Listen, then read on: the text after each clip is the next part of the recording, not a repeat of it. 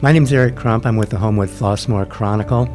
This is the Chronicle's Meet the Candidates video interview series. We're talking today with Kevin Dorsey, who's running for Flossmoor Board of Trustees. And Kevin's going to address some issues that have faced the village that have had to do with transparency and communication and inclusion, and sort of some ways he thinks the village can improve in those regards. He also talks a little bit about how to leverage the village's talent pool to help ensure that businesses that come to town or businesses that are in town are successful over the long term. We also talk a little bit about how the community can be prepared to weather any challenges that come from some uncertainty and chaos at the federal level right now. And he also has a message that he wants to make sure people get out and vote. He wants them to vote for him, but he wants them to vote, first of all. Hoping for a good turnout, so are we. Why don't we start off with you just telling us a little bit about why you decided to run for office and maybe some of your qualifications. What do you bring to the board if you're elected? Absolutely. First of all, thank you for allowing this platform. I do believe also that there should be no surprises in this, right? You know, I think some of the words that we've heard in a lot of throughout the village lately is transparency, and a platform like this allows for our residents, our village stewards, to have some of that transparency and get to know the candidates a little bit more. So I appreciate that. So I'm Kevin Dorsey. I've been a Flossmoor resident for over 20 years. And one of the reasons that I'm choosing to run is very simple. Flossmoor has really been great to me. And I think if I have something to contribute, which we'll talk about in a second, it would really be disgraceful if I didn't contribute it. And when I say Flossmoor has been great to me, I've lived here for over 20 years. I've been a single parent for over a decade. My community, Flossmoor Park, has helped to raise my children along with me. And I just think that is something that is worthy of me contributing to.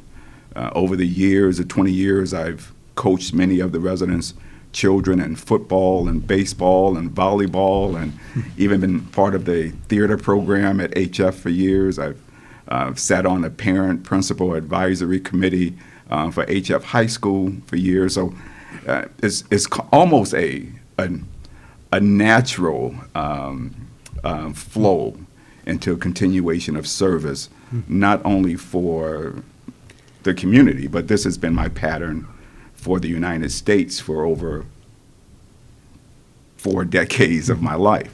So I do believe in service. You know, I do believe in giving back when you can.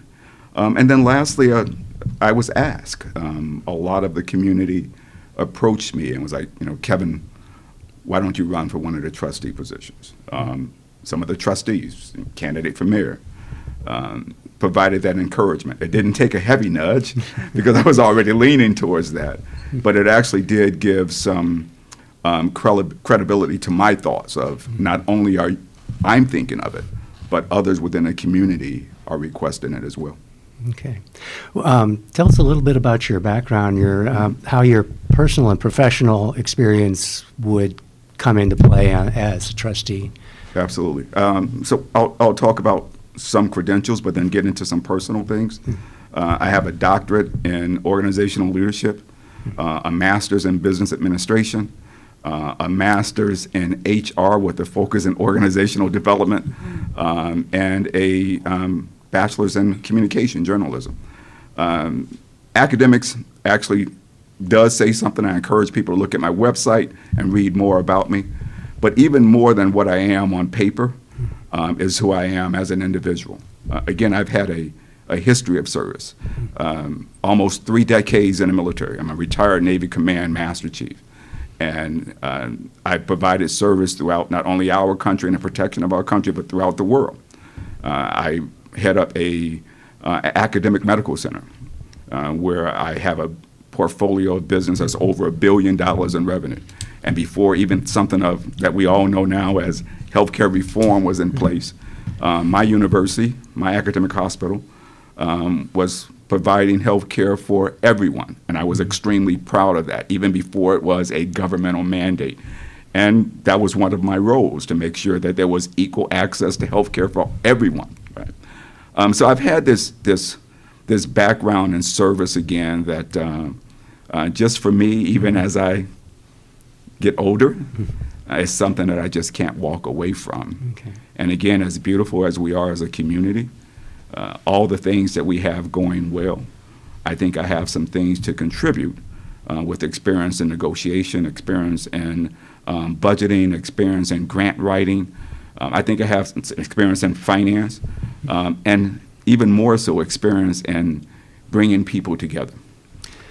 Okay, that last comment actually brings us to an issue I wanted to ask you about, because I know you've been paying especially close attention to village government issues in the past year or so, and there have been a couple of issues where the question of how the village and the residents were communicating and how inclusive people felt, was part of the issues. It wasn't the whole thing, but I wondered if you would talk about maybe even referencing some of those specific issues. The termination of Police Chief Jarrell Jones brought that issue up, as well as the Heather Hill detention basin. So those are specifics, but that we could maybe tap into about how the village could or should approach including residents in decision-making and problems like that. Yeah. Yeah, one of my favorite quotes by MLK, and I know I'll paraphrase this, but it talks about the measure, and it uses the term man. I'll use the measure of an individual. Is truly not how they operate in times of comfort and convenience. We can all do well in comfort and convenience. And the village of Flossmoor is an affluent village. We have revenue, and we have citizens that allows us to have that comfort and convenience in the majority of the things that we do for the village, which makes it a great place to live. But I look beyond that, and so did MLK. He looked at, well, how does the true character show up when it's times of conflict, right? When it's times of inconvenience. And that's what I've kind of seen in the village, right? Being here a couple of decades, it's easy for things to run smoothly when all things are going great. But when something poses a conflict, when something takes away the convenience, how do you respond? And what I've seen to that regard is a division. I've seen a division, and you can look back on the votes from even the village board meetings. There's a division in areas of conflict where it's divided, there's a racial divide. And I'm not quick to call racism, but I am observant enough to know that there is some racial relations communication issue that needs to be addressed. Yeah. And part of my doctorate is in the buzzword DEI. My emphasis was diversity, equity, and inclusion. I don't know why people have an issue with that. I think if they break down from the acronym to looking at the actual meaning, tell me if you have an issue with diversity, right? That's human. Tell me you have an issue with equity. Tell me if you have an issue with inclusion. And I think if you look at those individually, no one should have an issue. But I think also sometimes our unconscious biases, and we all have them, allows us to make decisions that may not be inclusive. And I think that's what I've seen a little bit here. And even if you just look at the numbers, look at the racial split in some of the issues of controversy that has happened amongst the board. I happen to think that I have a skill that can bring people together and discuss an issue and actually break down some of that. That has been tested even within my military service. And I tell people all the time, it's one thing to talk to someone about breaking down their issues when it means, well, how do I go home what I truly believe? But I've been in conflict where I've had to break down issues with people, everyone's sitting in the room and everyone's armed, right? I mean, that's a whole different, way of the negotiation. Yeah. I have to bring a community of healthcare providers into a communist area to try and provide aid, and then you have the Communist Party saying, we don't want you there. And if you come here, you're in uniform. We don't care that you're healthcare professionals. But to be able to have those type of conversations and to be able to break down those type of biases, again, when everyone in the room is armed, I think I can add something to this village board when we go behind and have a closed session. Let's discuss this and bring the human element to it. And I think that's what everyone is thinking that we need now in this country. We need to make decisions based upon, let's be human, and let's have a sense of dignity in what it is that we do. All right. So if you'd like me to touch on the Jarrell Jones issue and the retention basin. What kind of lessons do you take from how those played out? Yeah, I think both of those we had an opportunity to communicate better. And I think, again, having someone behind closed doors that can say to you, you don't put in writing that you're questioning the speech of an African American. That's been part of the issue that has plagued us as a country, is putting out words that actually separate us from the rest of humanity, right? That happened. And you don't make promises that you can't keep. You don't promise that when all the information comes out, you're going to rally behind us and support, when you know there's never an opportunity for all of that information to come. And again, I just see some division in the way we communicate things. Could we have done things better and more appropriately with the retention basin issue? I was at one meeting, I think you were there, and one of the suggestions I gave was, let's show the end product, right? Let's show, yes, it looks horrible today, but let's put up something to show the end product. And sure enough, standing next to the mayor, the next day, that was on the fence. It was the end products. It's just ways of looking at, even if we're going to deliver a harsh message, how do we actually give that enough communication? And I don't think you can ever over-communicate. How do you share that enough and hear the response enough from the residents and the citizens and be open, and again, this word transparent enough? You're not going to please everyone. But when we make decisions behind closed doors, there's the term, what's done in the dark is going to come to light. And I think in both of these issues, there were some things that was made behind closed doors. There were some promises that were made that could never be lived up to. And again, I believe I have the ability to say, hey, let's think of things this way. How do we present it in this manner? And if people are willing to listen, I think as long as you give people the appropriate level of communication, appropriate level of information, then at least they have a trust in you that I know I'm going to get this straight, this scoop, as per se.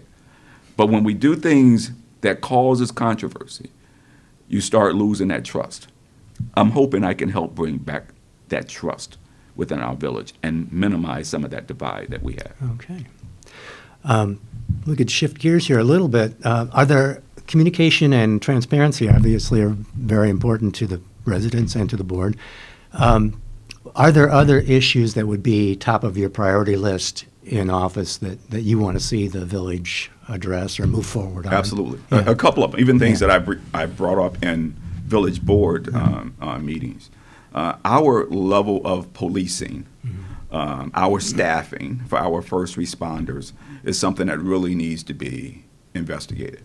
I know that we've had several of our police leaders, even dating back before Jarrell Jones, even now with Deputy Chief Taylor or Acting Chief Taylor. I know they're concerned with the number of officers we have on the street. It's as if that we're continuing to operate in a sense of past decades. And I think even though we're relatively safe as a community, there is things that have happened even within our, not only our city, but within our state and within our country, that says we need to have a heightened focus on how we police.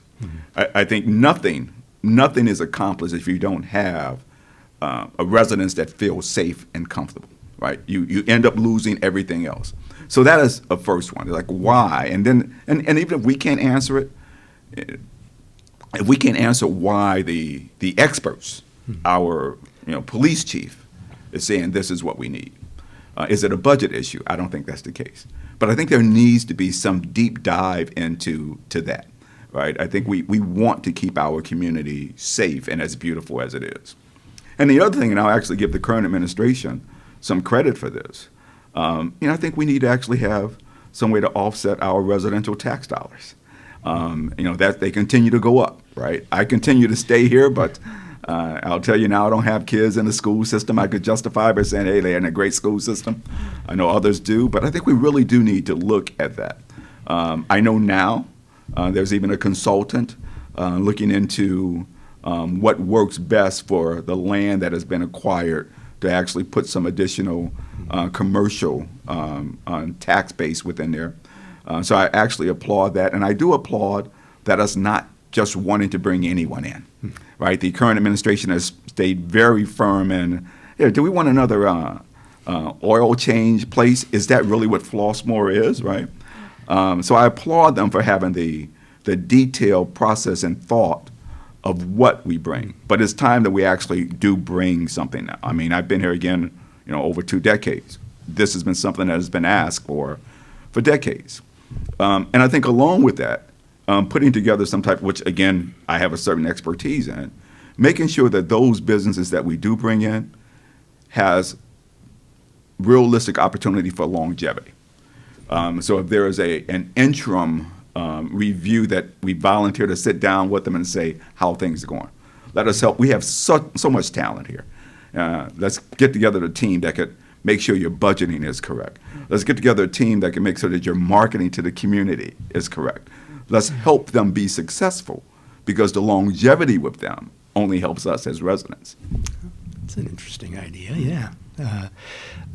The question comes up sometimes about villages, and Flossmoor in particular is trying to attract new business, which is very important. But you mentioned something about helping businesses that are here Absolutely. be successful. And I know small businesses like downtown especially, they sometimes are clinging by their fingernails. Absolutely. So the village's role in that is something you'd like to And examine. it works. I think even when people look at personnel management, one of the most expensive things that we have in running any business is churn. It's costly to have turnover within your divisions and within your organizations.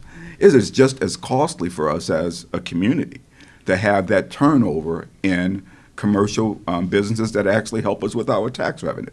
So everything that we can do to make them successful.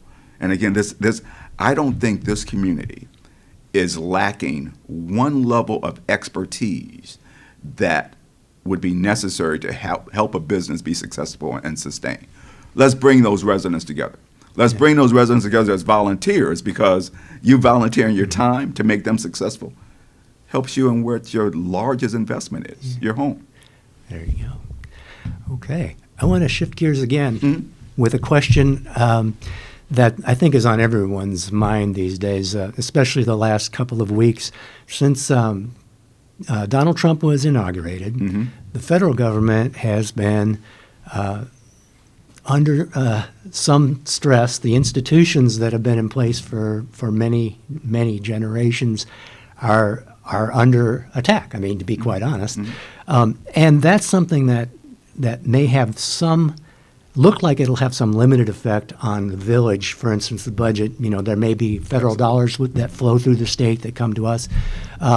So that's one issue that flow of money could be disrupted if there's a question about that now. It's not a certain thing. Right. There's just a lot of uncertainty, too, in federal support programs, Social Security, Medicaid, Medicare, that will affect a lot more residents in the village. So I was wondering what you think the village's role can be in helping residents navigate some very uncertain times in government at the higher level. Yeah, so I think we have a benefit here. I think our governor has taken a stance on, no, we're actually going to be one of those safety states, right? We're going to fight against some of these new laws or attempts to minimize these services, right? It affects me even in my hospital. We do a large percentage of Medicare, a large percentage of Medicaid health care. And so there is a concern, right? Is a concern that we're actually turning a deaf ear or turning a blind eye to those who actually need us most. I think the community needs to be very active in sharing that level of communication, whether it be posting information on the community website, whether it be hosting a forum where we actually talk about the rights. And I think we have a good blueprint for it. If we follow what the state is doing, and again, luckily, us being in this state, there's tons of information that's been put out of how we plan to act as a state. So it's not even reinventing the wheel, right? It's taking and making sure, as you're doing here, that there's multiple platforms for educating our residents, being consistent what it is that our own state is doing, being consistent what it is that our sister cities of Chicago are doing. I'm very proud of how we're responding to some of the things that are happening now in our federal government. Some of the decisions are being put down. But we have a blueprint that we can follow. I was slightly disturbed at the last board meeting, you were there, when one of the trustees brought up an issue about making sure we provided appropriate education for our Hispanic brothers and sisters, our fellow neighbors, providing information to where they knew what their rights were, to where they had a appropriate link to go and find out, hey, what's the latest? And there was 2 words that came down. One individual called it, I believe it was either nonsense or silliness. And I thought that could only be nonsense or silliness if it's something that you never have to worry about. If it's something that you never have to worry about someone coming and knocking at your door, or just because you look a certain way, you being pulled over, or your family's being corralled into some type of deportation, even if just because you look a certain way. And we've made some of those mistakes over the last couple of days, right? Rallying up the wrong people, veterans and things of that nature. And then another response came out was, are we trying to provide information of how to elude or federal law enforcement? And if you look at the message that was presented, none of that was part of it. And again, that type of division in the thought process is something that alarms me. And again, it's something that I think needs to be addressed. And I think I have that ability to address that. Sometimes people don't even know what it is they're saying, right? And especially if you're not directly connected to it. If it's something that you don't have to worry about. But when you're a village elected official, you need to be concerned and worried about all residents. And before you call something silliness that actually is going to affect one of our residents, that's going to affect one of our residents' children, before you call it silliness, or before you call it out as being trying to provide information to elude our fellow government, I think we need to think twice before you use those words. Think twice before, or even if you speak, you misspeak, I'm the one that's going to give you a lesson, and hopefully you'll come back and correct that in that same form that you misspoke. Okay, very good.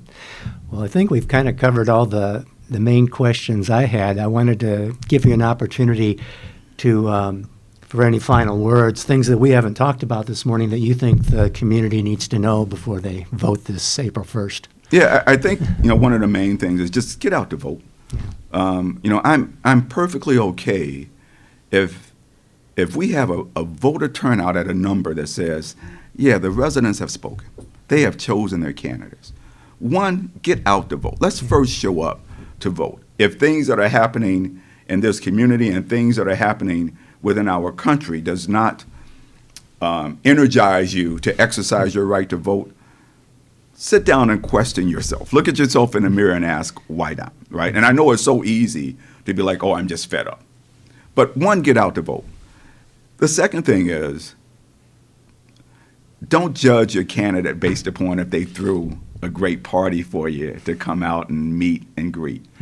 Literally, people should have their websites out there. People should listen to these forums. People should look up and investigate. I welcome anyone to investigate anything that I've said and who I My website actually even puts out a lot more information about what I've done, who I am, and what my beliefs and thoughts are. I just want people to, one, vote, but then vote. Understand your vote means something. You're not voting for a friend. I may or may not know you, but I'm asking you to vote for me because I really believe that it's not arrogant, but I am the most qualified candidate that's out there running right now overall for the community. Okay. Thank you so much, Kevin. Well, I appreciate your being willing to sit down with us and tell us more about yourself and your thoughts about the issues facing the village. Thank you very much. I appreciate your time. Thank you.